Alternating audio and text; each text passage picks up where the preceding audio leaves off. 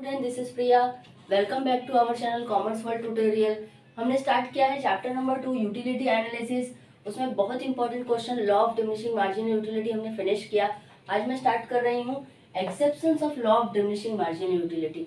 जब भी आपको लॉ का क्वेश्चन आता है तो उसके साथ अजम्पशन या एक्सेप्शंस पूछा जाता है। कभी कभी दोनों भी पूछा जाता है लॉन्ग आंसर में, कभी कोई एक पूछा जाता है, या तो अजम्पशन या तो एक्सेप्शन।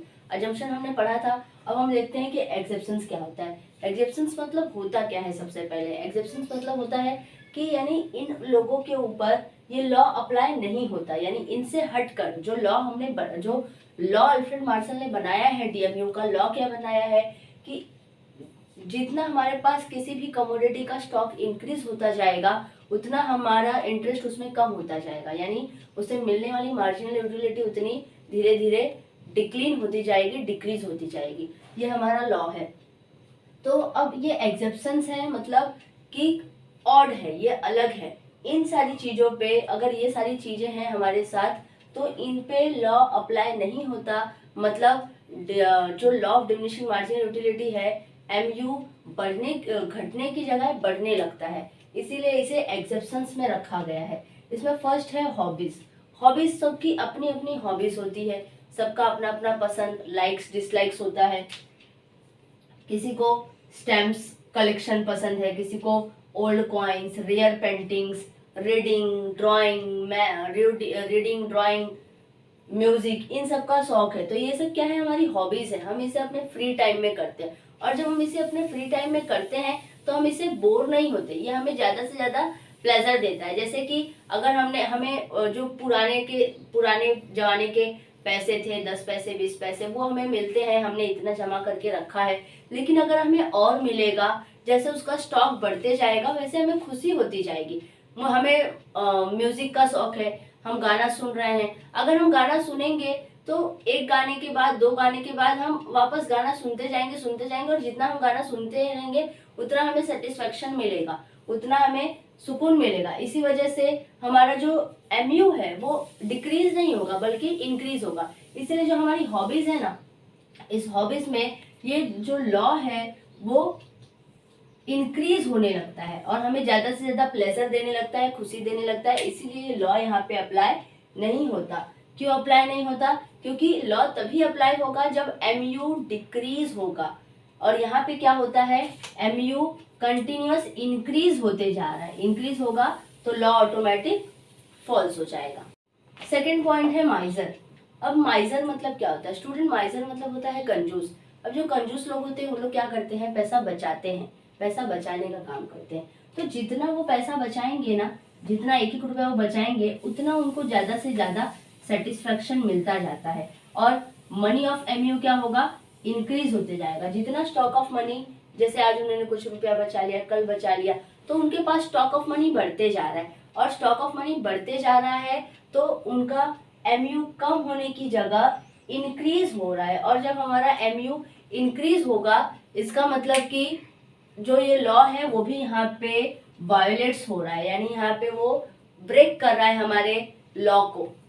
लॉ कभी फुलफिल होगा जब एमयू डिक्रीज होना चाहिए। स्टॉक ऑफ कमोडिटी इंक्रीज होगा तो एमयू डिक्रीज होना चाहिए। लेकिन अगर जो कंजूस है वो जितना पैसा बचाएगा उतना ज्यादा उसको खुशी मिलेगी, वो उससे बोर नहीं होगा, उसको खुशी मिलेगी। इसी वजह से जो यहाँ पे हमारा लॉ है वो गलत हो जाता है। स्टूडेंट, नेक्स्ट पॉइंट है एडिक्शन। एडिक्शन मतलब क्या होता है? एडिक्शन मतलब किसी चीज की लत लग जाना। अब कोई ड्रंकर है, जब वो लिकर ड्रिंक करता है तो उस समय पे जितना ज्यादा वो ड्रिंक करते जाता है, जितना ज्यादा वो ड्रिंक करते जाता है, उतना ज्यादा उसकी जो एमयू है, उसका प्लेजर है वो इंक्रीज होते जाता है। मतलब उसने एक बार पिया, फिर दूसरा पिएगा, फिर तीसरा पिएगा, जितना ज्यादा वो पीता है उतना ज्यादा उसको प्लेजर मिलते जाता है। इसीलिए एडिक्शन के केस में, ड्रंकर के केस में भी ये लॉ अप्लाई नहीं होता, क्योंकि जितना लिकर की क्वांटिटी बढ़ती जाती है उतना उसको सेटिस्फेक्शन मिलता है, स्टॉक बढ़ते जाता है उसको सेटिस्फेक्शन मिलते जाता है, उसका एमयू डिक्रीज नहीं बल्कि इंक्रीज होने लगता है। और जहाँ पे हमारा एमयू डिक्रीज होने की बजाय इंक्रीज होने लगेगा, वहां पे क्या होगा, ये लॉ ट्रू नहीं होगा। और वैसे, और ये जो एडिक्शन है वो सिर्फ किसी ड्रंकर के लिए नहीं है, किसी स्मोकर के लिए नहीं है, एडिक्शन अलग अलग टाइप का होता है। बहुत लोगों को बहुत सारे टाइप के एडिक्शन होते हैं। किसी को बहुत ज़्यादा मूवी देखने का एडिक्शन, किसी को बहुत ज़्यादा गाना सुनने का एडिक्शन, यानी अलग अलग टाइप का एडिक्शन होता है। तो जो भी एडिक्शन हमारे पास होता है, अगर उस एडिक्शन को, अगर वो एडिक्शन हमें लग गया है तो हम उससे ज़्यादा हमें प्लेजर मिलता है। इसी वजह से ये लॉ वहाँ पे भी फुलफिल नहीं होता। नेक्स्ट पॉइंट है पावर। अब पावर क्या होता है? पावर यानी जो आपको बाहर से पावर मिलता है, ताकत मिलती है, शक्ति। तो उसमें क्या होता है? इमेजेस। पावर मतलब हम यहाँ पे बोल सकते हैं आपका मार्केट में क्या इमेजेस है। अगर आपको कहीं से कोई पावर मिल गया, मार्केट में इमेजेस आपको मिल गया, तो अगर जितना ज्यादा आपको पावर, आपका पावर बढ़ते जाएगा, उतना ज्यादा आपको खुशी बढ़ती जाएगी। जैसे नेता लोग हैं, एक एरिया में रहते हैं, फिर धीरे धीरे दूसरे तीसरे एरिया को कवर करते हैं, यानी उनसे जितने जितने लोग उनको जानेंगे, जितना ज्यादा उनका मार्केट में इमेज होगा, उतना ज्यादा उनको खुशी मिलते जाती है। तो ये भी एक लस्ट की तरह है, ये भी एक लस्ट की तरह है कि जितना ज्यादा आपको पावर मिलता जाएगा, उतना ज्यादा आपको खुशी मिलती जाएगी और उतना ज्यादा आपको पावर की और रिक्वायरमेंट होती जाएगी। इसीलिए पावर के केस में भी एक्सेप्शंस में डाला गया है पावर को भी। यहाँ पे भी हमारा लॉ अप्लाई नहीं होता ना। Last one money. मनी थोड़ा सा बहुत इंपॉर्टेंट है इसमें, क्योंकि मनी क्या होता है, एमयू क्या होता है हमारा, एक स्टेज पे आके जीरो हो जाता है, लेकिन एमयू मनी का कभी भी जीरो नहीं होता। जीरो क्यों नहीं होता? क्योंकि ये हमारा मीडियम ऑफ एक्सचेंज है। इस मीडियम ऑफ एक्सचेंज मनी से ही हम अपने अदर सेटिस्फैक्शन को पूरा करते हैं। ये मीडियम ऑफ एक्सचेंज है, यानी इससे हम बाय सेल करते हैं और हम अपने बहुत सारे जरूरतों को पूरा करते हैं। इसीलिए एमयू कभी भी मनी का जीरो नहीं होता। It increases when the stock of money increases. जैसे जैसे स्टॉक ऑफ मनी इंक्रीज होते जाता है, वैसे वैसे एमयू भी इंक्रीज होने लगता है। हमने क्या पढ़ा लॉ में कि जिस चीज का स्टॉक आपके पास इंक्रीज होगा, उस चीज में आपका इंटरेस्ट कम होने लगता है। लेकिन आप खुद सोचो, क्या पैसा हमारे पास आएगा तो क्या हम पैसे से बोर हो जाएंगे? कभी कोई पैसे से बोर नहीं होता।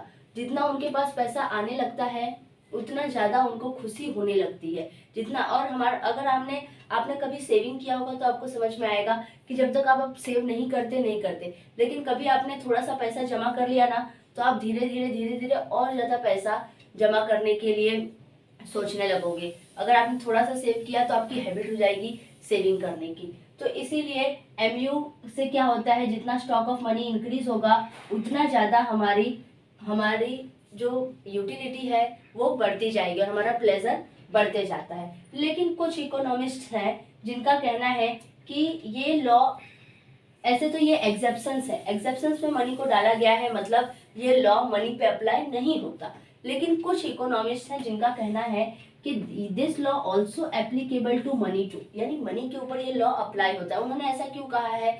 कि उन्होंने ऐसा इसलिए कहा है क्योंकि उनका कहना है कि जो पुअर हैं उनके लिए मनी ज़्यादा इम्पोर्टेंट है रिच लोगों से, यानी वो मनी को ज़्यादा इम्पोर्टेंट देते हैं रिच लोगों के कंपेयर में। उनके लिए एमयू ऑफ मनी ज़्यादा है, यानी उनके लिए मार्जिनल यूटिलिटी मनी की ज़्यादा है कंपेयर टू रिच लोगों से। लेकिन ऐसा कुछ नहीं है।